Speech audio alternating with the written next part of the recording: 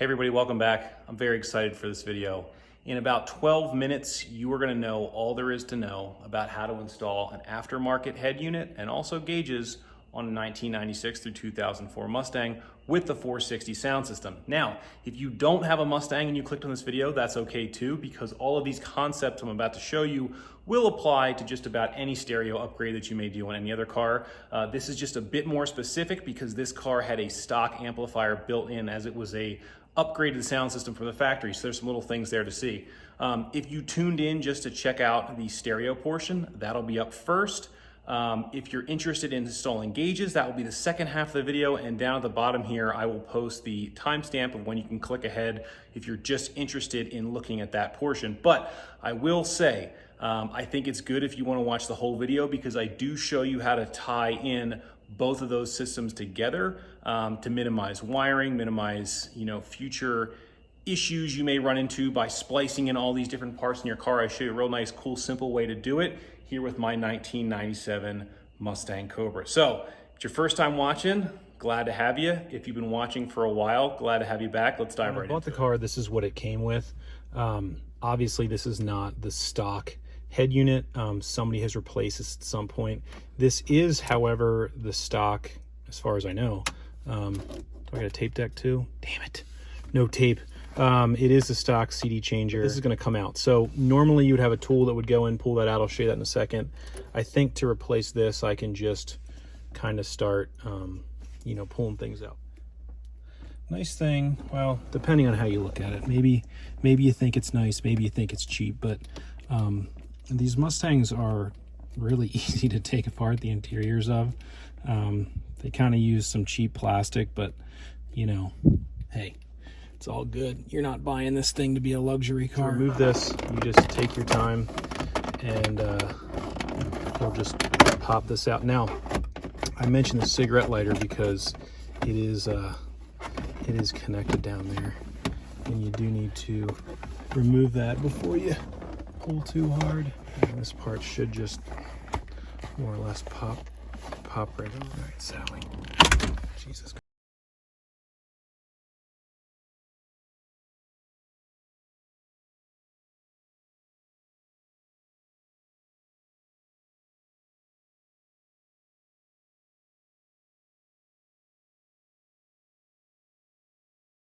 This is going to be interesting because someone has already installed an aftermarket head unit in this car, and that's fine. But as you can see, there's quite a bit of wiring that's already, like, there's some sort of connector here and another connector and another. So I don't know. I don't know whether they did it right, whether they did it wrong. Kind of spaghetti in here of what's going on. I think I'm gonna press pause for a little bit here and just see if I can't figure out kind of what happened, what this guy was doing, and read the instructions and just see if I can make this all. At first glance, it looks really bad, but actually I think what they were trying to do is anytime they had an unused wire, they, crimped a little plug over it. So, okay. Maybe it's not the cleanest, but it's also not quite as sketchy as it looks. I probably would have coiled these up and, taped them, but what they did wasn't terrible. So I looked through everything. What I bought from Crutchfield came with this piece right here, which looks to be identical to that, okay? So these are the kind of the same thing. I'm gonna double check here, but they appear to be identical, okay? So it came with this. It also came with this piece, which is that piece. So somebody already bought the right stuff to do a head unit swap on this. Now, I think where I can start cleaning stuff up is when they come out of here, they've got all this unused stuff. It goes through another harness. This is what came with my new Alpine unit. This plugs into the back, so I suspect what I'll wind up doing is soldering these to these. This piece goes into the back of the new stereo receiver, and basically you're going to use everything from here, with the exception of the speaker connections, because we have amplifiers, so that's where this part comes in. So being that as I'm by myself, there's gonna be no good way for me to show you this, but what I'm doing is carefully with a small little pick. Really you need something even smaller than this, and this is tiny. You get in here and you release these little tangs, and what that's gonna do is just, the other guy he left all these wires and he capped them. Instead, I'm gonna try and thin this harness up. I hate having a bunch of extra wires if I can avoid it. So I'm gonna take these ones out, leave the ones I need, and then start soldering. Okay, so when you're done, this is what you're left with. So just match these up to the diagram. On this one, if you've got a Mustang with the Mach 460, there are 2 wires that you want. This one right here, orange with the black stripe, throw that away. This one, orange with a white stripe, throw that away. All you'll need are the blues, the ground, the solid orange, red and yellow. And then you should have a clean install. So what I think I'm gonna try and do is, I've got this connects to the car harness, this connects to the receiver. Obviously these colors, now that I've removed everything, just match. I also have this for my gauges, and I believe I can tie this in with these, and then Prosport gives you another piece that has a daisy chain, so you can just power each of your gauges in series. So we're gonna give this a shot. Hopefully it works. This part I'm a little bit nervous about because the colors are different and the wording's a little different, but hopefully.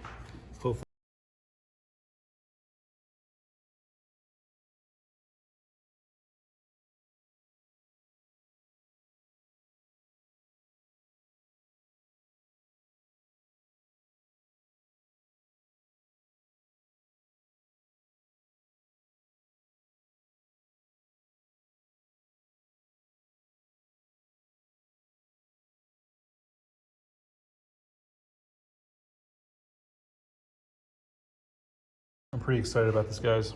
Here's my new harness. Nice and clean. I removed all the extra, I think there was like 2 or 3 I removed from here that weren't needed. Same thing on this side. I added in my pigtail to power my gauges. So that's all you will need to power the gauges. Super clean. This is what came out of the car. Works. And honestly, you know, you're not going to short anything because he's capped all the ends, but that's what happens when you don't remove any wires. It's just real nasty. And there's the new one. Okay, so I just got everything.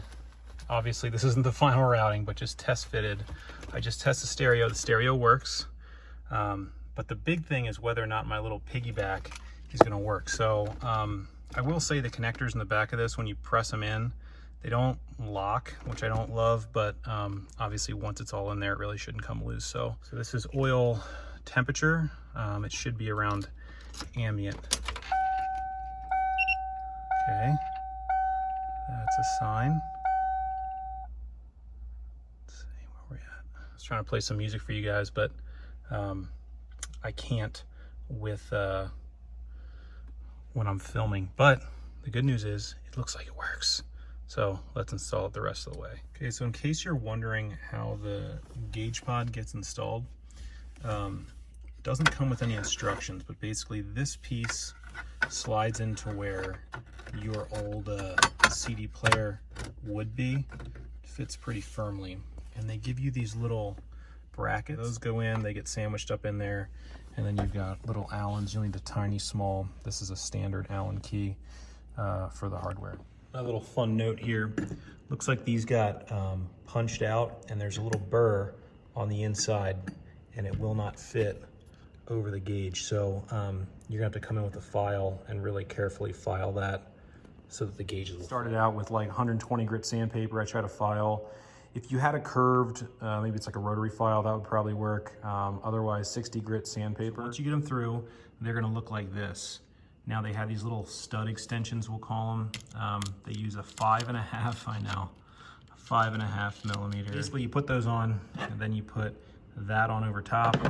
You've got washers. These are 8 millimeter, that holds it in place. So I can't hold the camera and do it, but that's how they go together. When it's done, it'll look like that. That's what it looks like once you get them all in. So here's the daisy chain I was talking about. So your power will come in here. Then this gauge will feed that gauge, and then that will feed that. If you had another, you could feed. I don't know how many you can feed in a row, but as far as I can tell, that goes there. And then the centers are all of your inputs from the actual sensors in the engine. You need like a little screwdriver or something. These don't have clips on them, so you have to like push them down until you say to yourself, do I push it harder and risk breaking it, or do I just stop? And then usually I break it, but I'm just kidding. Yeah, that's when you stop. There's no clip, so you don't wait for a click, you won't hear one. Or if you do, you went too far. Okay, here's the moment of truth.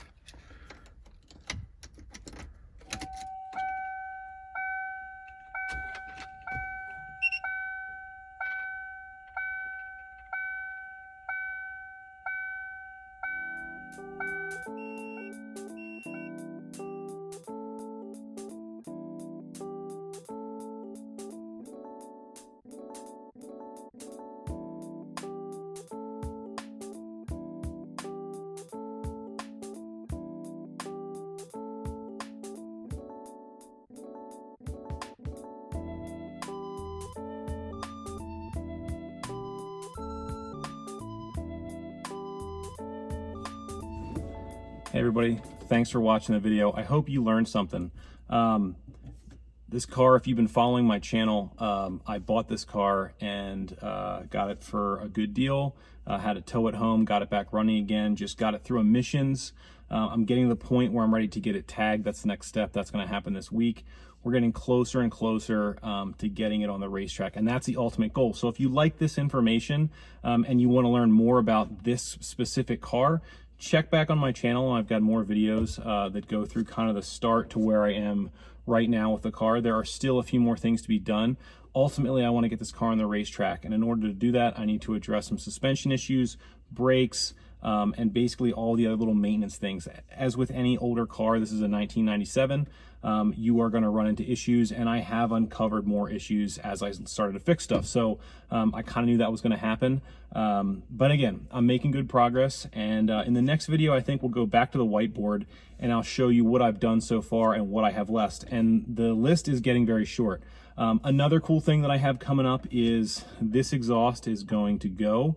Not all of it, but a portion of this exhaust will be gone. I'm actually going to a set of SLP loudmouths. I know, I just couldn't help myself. I've always thought they were cool. So I'm going to be going to a different style muffler, removing the pipes and putting on the SLP. So that'll be coming up. And also all the Maximum Motorsports parts that I have ordered for this, and that will be coming in future videos. So like I said, if you enjoyed the content, please do not forget to like and subscribe. If you have questions, please leave comments. I always read all your comments, and I'm very good about getting back to you. So I hope everyone learned something. See you next time.